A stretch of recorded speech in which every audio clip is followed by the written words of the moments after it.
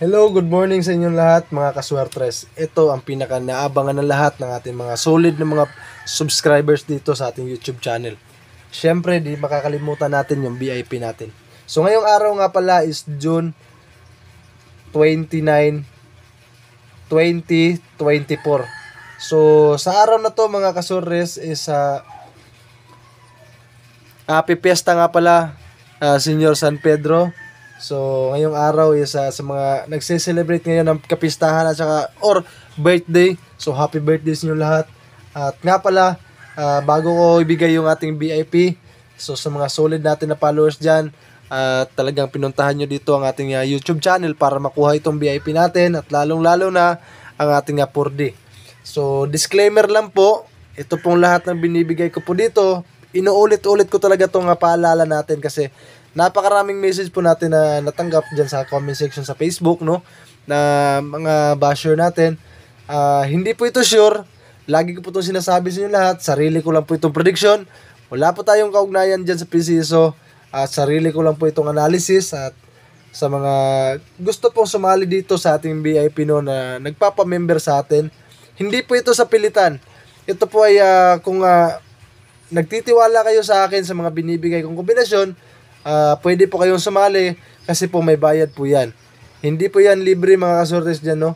Kasi, ano po kasi, marami na po kasi ako nabigyan na hindi na po nag-message sa atin nung nanalo na, no? Ilang beses na po tayo nakapagbigay dito sa ating VIP na talagang panalo at isang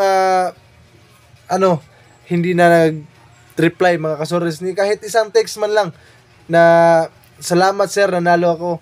Wala. May nag-text pero ang sinabi hindi po ako nakataya sir, pasensya na.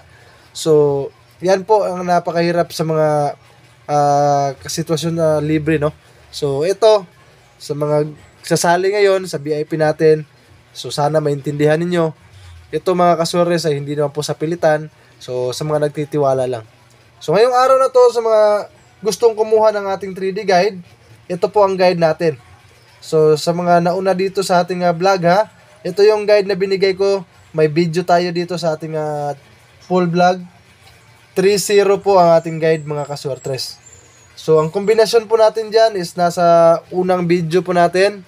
Na-upload na po natin dyan. May kombinasyon tayo sa ating guide na 3 at sa ating 0. So, syempre, ito yung talagang inabangan nyo dito sa ating last part ng ating video.